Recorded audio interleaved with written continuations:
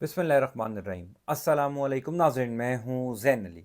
नाज़रीन, 14 नवंबर है और दिन है जुमेरात का। देखिए, इस वक्त इमरान खान के ऊपर जितने भी केसेस हैं, सबको पता है कि ये केसेस एक दिन में ख़त्म हो जाएंगे अगर कोई तगड़ा, ईमानदार या अपने हल्फ पर चलने वाला जज इन केसेस की समाअत करना शुरू कर दे। क्योंकि इमरान खान के ऊपर बनाए जाने वाले केसेस जानबूझकर उन जजेस को भेजे जाते हैं जो मैनेज्ड हैं, जो कॉम्प्रोमाइज्ड हैं या इस निज़ाम के लगाए हुए जजेस हैं। जब भी इमरान खान का कोई केस किसी आज़ाद या तगड़े जज के सामने गया, उस केस को उड़ाकर रख दिया गया। हैरानकुन तौर पर वो सुप्रीम कोर्ट ऑफ पाकिस्तान जहां पर इस टाइम निज़ाम का कब्जा है, उसी सुप्रीम कोर्ट ऑफ पाकिस्तान से इमरान खान के लिए बड़ी खुशखबरी आ गई है। जस्टिस शहजाद अहमद साहब, जस्टिस आयशा ए मलिक साहिबा छा गए हैं।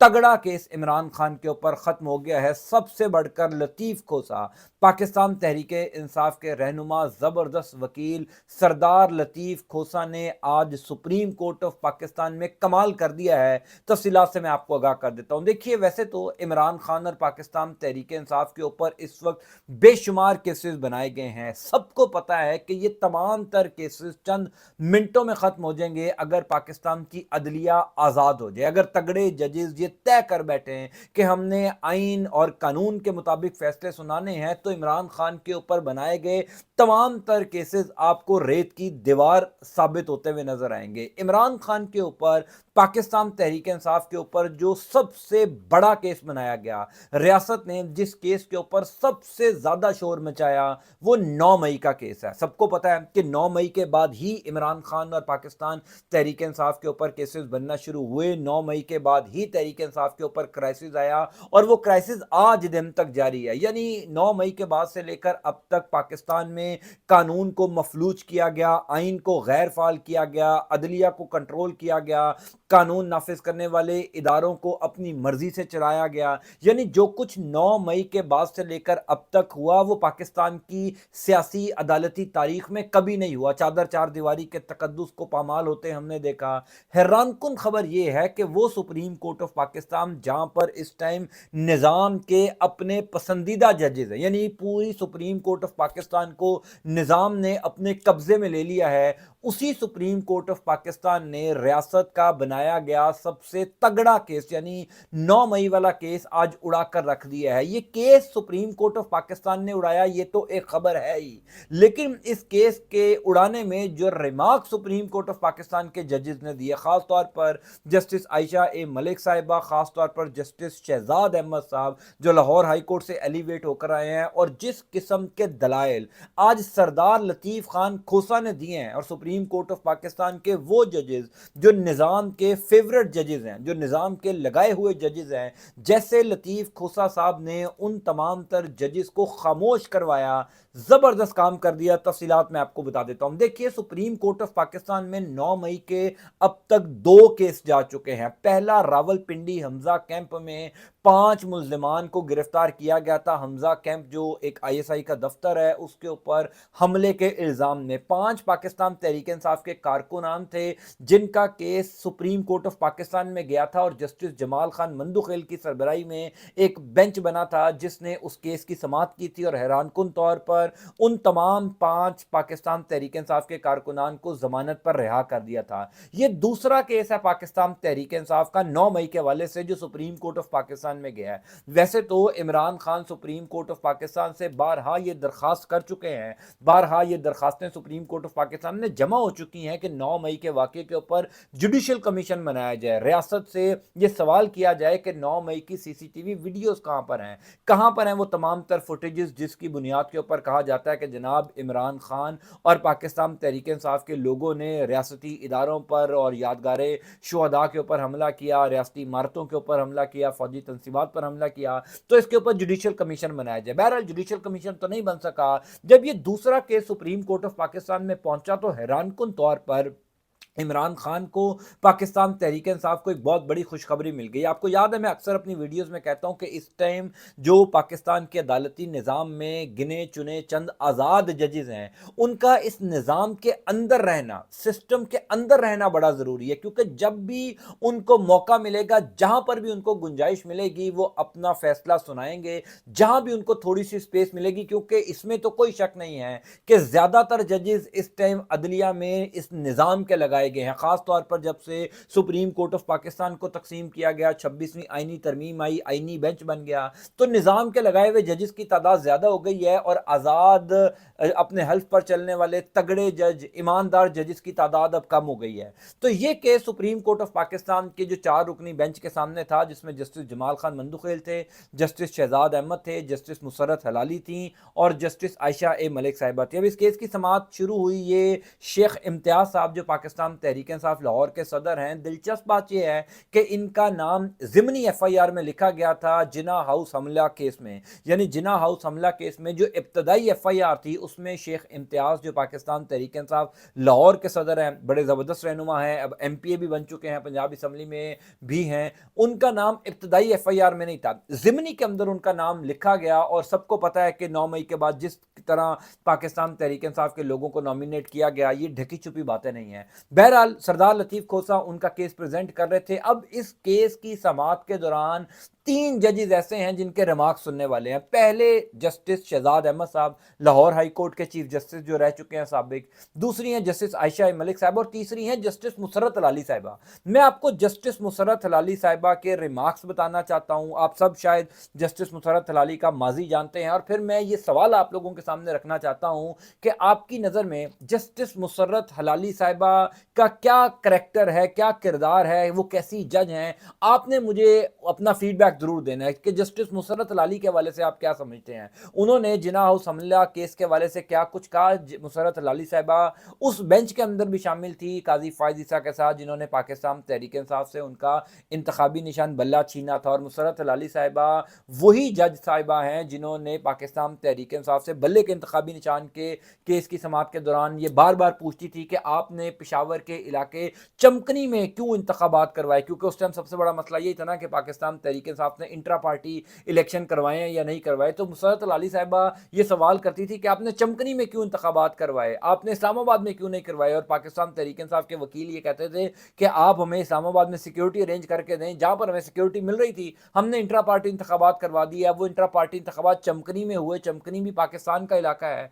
कहीं भी इंतखाबात हो, अब बात तो इंट्रा पार्टी इंतखाबात करवाने की थी, वो चमकनी में हो, वजीरिस्तान में हो या लाहौर में हो, इंट्रा पार्टी इंतखाबात होने थे। बहरहाल मुसर्रत हलाली साहिबा का बैकग्राउंड आप सब जानते हैं। अब जस्टिस आयशा मलिक साहिबा ने सबसे पहले तो ये सवाल उठाया कि ये जो जिना हाउस कहा जाता है, हमने तो हमेशा उस जिना हाउस को कोर कमांडर हाउस ही सुना है। ये सुप्रीम कोर्ट ऑफ पाकिस्तान की वो जस्टिस साहिबा कह रही हैं जो जस्टिस साहिबा आइनी बेंच का हिस्सा भी हैं, और उनको जिस तरह आइनी बेंच का हिस्सा बनाया गया, जिस तरह उनको बददिल होकर इस आइनी बेंच के अंदर शामिल किया गया, ये सबको पता है। क्योंकि सुप्रीम कोर्ट ऑफ पाकिस्तान के ऑलरेडी जो 5 जजेस थे इस निज़ाम के, वो आइनी बेंच का हिस्सा बन चुके थे।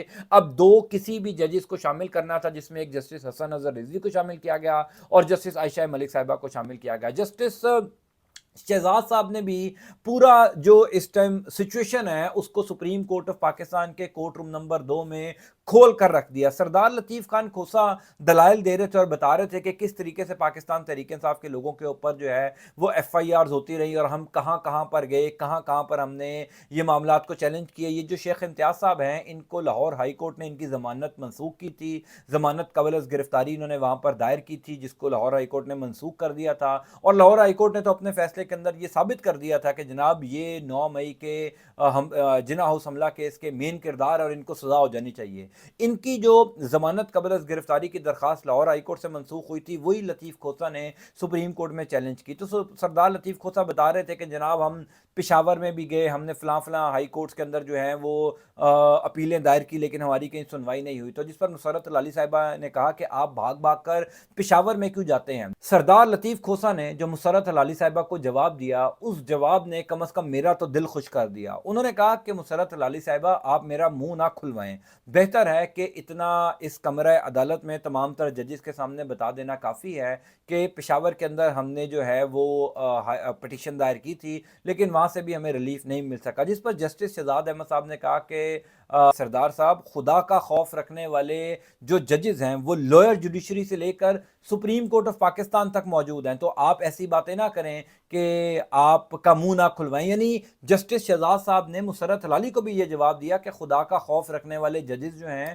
وہ ہر جگہ پر موجود ہیں۔ وہ ایک الگ بات ہے کہ جسٹس مسرت ہلالی صاحبہ کے حوالے سے سب کو پتہ ہے کہ یہ قاضی فائز عیسیٰ کے کہنے سننے کی اتنی پابند تھی کہ قاضی صاحب کہہ دیتے کہ دن ہے تو یہ کہتی تھی دن ہے، قاضی صاحب کہہ دیتے کہ رات ہے تو یہ کہتی رات ہے۔ اب ان کو آئینی بینچ کا حصہ بھی بنایا گیا۔ اس ٹائم تو سپریم کورٹ آف پاکستان کے ججز کو پرکھنے کا معیار ہی یہ ہے کہ جو جج آئینی بینچ کا حصہ ہے اس کی کریڈیبلٹی کے اوپر سوال ہے۔ ہاں، جس کا ماضی بہت صاف ہے وہ تو سب کو پتا ہے کہ جسٹس حسن اظہر رضوی صاحب، جسٹس عائشہ ملک صاحبہ، یہ دو تگڑے، ایماندار اور اپنے حلف پر چلنے والے جج ہیں۔ دوسری جانب جسٹس نعیم اختر افغان ہوں، جسٹس مسرت ہلالی ہوں، جسٹس امین الدین خان ہوں، یہ وہ ججز ہیں جن کو آئینی بینچ کا حصہ بنایا گیا۔ اب سب کو پتا ہے کہ ان کو آئینی بینچ کا حصہ کیوں بنایا گیا۔ جو جو جج آئینی بینچ کا حصہ ہے اس کی کریڈیبلٹی سب کو پتا چل گئی ہے کہ وہ نظام کا فیورٹ جج ہے۔ بہرحال سپریم کورٹ آف پاکستان نے شیخ امتیاز صاحب کی عبوری ضمانت منظور کی۔ میں پھر یہ گزارش کر رہا ہوں کہ جو سپریم کورٹ آف پاکستان نے ایک خوشخبری پاکستان تحریک انصاف کو دی ہے، یعنی شیخ امتیاز صاحب کی ضمانت کو منظور کر کے، یہ اس وجہ سے بڑی خوشخبری ہے کیونکہ یہ جنا ہاؤس حملہ کیس کی ایف آئی آر تھی۔ یعنی اگر ایک شخص کو جنا ہاؤس حملہ کیس میں ضمانت مل سکتی ہے تو اس ٹائم یاسمین راشد صاحبہ، میاں محمود الرشید صاحب، اس ٹائم اعجاز چودھری صاحب، عمر سرفراز چیمہ صاحب اور پاکستان تحریک انصاف کے بے شمار لوگ جو ہیں وہ 9 مئی کے جنا ہاؤس حملہ کیس میں گرفتار ہیں۔ یعنی اس ٹائم فوجی عدالتوں کے اندر جن لوگوں کے کیسز چل رہے ہیں، جس میں حسان نیازی بھی، عمران خان کے بھانجے شامل ہیں، ان کو بھی تو 9 مئی کے جنا ہاؤس حملہ کیس میں گرفتار کیا گیا نا۔ اور سپریم کورٹ آف پاکستان کا یہ بینچ اگر 9 مئی والا جنا ہاؤس کا کیس اڑا رہا ہے، اس کی ایف آئی آر کو اڑا رہا ہے اور اس کی ایف آئی آر کے اوپر سوالات اٹھا رہا ہے کہ کیا ریاست نے ابھی تک کوئی شواہد پیش کیے، یعنی قانون نافذ کرنے والے اداروں نے پچھلے 1.5 سال کے اندر کوئی ایک ایویڈنس، پروسیکیوشن نے کوئی ایک ثبوت پاکستان تحریک انصاف کے خلاف کسی بھی عدالت میں، صرف سپریم کورٹ میں نہیں، کسی بھی عدالت میں کوئی پیش نہیں کیا کہ جناب یہ سی سی ٹی وی ویڈیو ہے، یہ دیکھیے کہ پاکستان تحریک انصاف کے کارکنان جنا اس پر حملہ کر رہے ہیں یا کسی اور فوجی تنصیبات پر حملہ کر رہے ہیں۔ جو کچھ ہوا وہ غلط ہے، ظاہر ہے جو کچھ ہوا اس کی مذمت پچھلے 1.5 سال سے ہو رہی ہے، لیکن اب کہیں نہ کہیں جا کر پاکستان کی عدالتوں کو یہ طے تو کرنا ہے نا کہ اصل جو مجرم ہیں وہ کون ہیں، اصل ملزمان کون ہیں۔ کیا اس ٹائم لوگ جو جیلوں میں ہیں انہوں نے 9 مئی پلان کیا، انہوں نے جنا ہاؤس پر حملہ کیا؟ تو شیخ امتیاز احمد کو عبوری ضمانت ملنا سپریم کورٹ آف پاکستان سے پاکستان تحریک انصاف کے لیے ایک بہت بڑی اچیومنٹ ہے، کیونکہ وہ تمام لوگ جو 9 مئی کے جنا ہاؤس حملہ کیس میں اس ٹائم گرفتار ہیں ان کے کیسز بھی سپریم کورٹ آف پاکستان میں جائیں گے۔ تو جہاں پر نظام نے اپنے ججز سپریم کورٹ آف پاکستان میں بٹھا دیے ہیں، اس کے باوجود 2 3 4 ایسے آزاد، انڈیپینڈنٹ اور ایماندار ججز آج بھی سپریم کورٹ آف پاکستان میں موجود ہیں جو آئین کے مطابق، قانون کے مطابق انصاف پر مبنی فیصلے کرتے ہیں۔ بہرحال جسٹس عائشہ ملک صاحبہ جیسے، جسٹس شہزاد احمد صاحب جیسے، جنہوں نے واقعی انصاف پر مبنی یہ فیصلہ کیا اور شیخ امتیاز احمد صاحب کو جو ہے وہ عبوری ضمانت دی۔ سردار لطیف کھوسہ نے زبردست دلائل دیے، انہوں نے مسرت ہلالی صاحبہ کو اس کیس کی سماعت کے دوران کئی دفعہ خاموش کروایا۔ مسرت ہلالی صاحبہ کا میں بیک گراؤنڈ آپ کو کیا بتاؤں، آپ سب جانتے ہی ہیں۔ اور سردار لطیف کھوسہ صاحب نے بار بار یہ کہا کہ جناب یہ بدنیتی پر ایف آئی آر ہے، اور جو ایف آئی آر، اصل ایف آئی آر تھی، اس میں اس ملزم کا نام ہی نہیں تھا، یعنی میرے کلائنٹ کا نام ہی اصل ایف آئی آر میں نہیں تھا، ضمنی کے اندر اس کا نام ڈالا گیا، اور اس ضمنی پر نام ڈالنے پر لاہور ہائی کورٹ کا کام دیکھیں۔ اب لاہور ہائی کورٹ کو سلوٹ دیکھیں کہ انہوں نے اس کی عبوری ضمانت کینسل کی، ضمانت قبل از گرفتاری منسوخ کی اور اس کو مجرم ڈکلیئر کر دیا، یعنی ملزم سے مجرم وہ ہو چکا لاہور ہائی کورٹ کے فیصلے کے مطابق، اور لاہور ہائی کورٹ کا فیصلہ بہرحال سپریم کورٹ نے کل عدم کیا۔ تو سپریم کورٹ آف پاکستان سے جب کوئی اچھی خبر آئے گی ہمیں اس کو بھی اپریشیٹ کرنا چاہیے۔ بڑے عرصے بعد کوئی خوشخبری پاکستان تحریک انصاف کے لیے آئی ہے۔ بہرحال میں انشاءاللہ تعالیٰ آپ کو اپڈیٹ کرتا جاؤں گا۔ اللہ تعالیٰ آپ کا، آپ کے اہل خانہ کا حامی و ناصر ہو۔ مجھے اپنی دعاؤں میں ضرور یاد رکھا کریں۔ انٹل نیکسٹ ٹائم، اللہ حافظ۔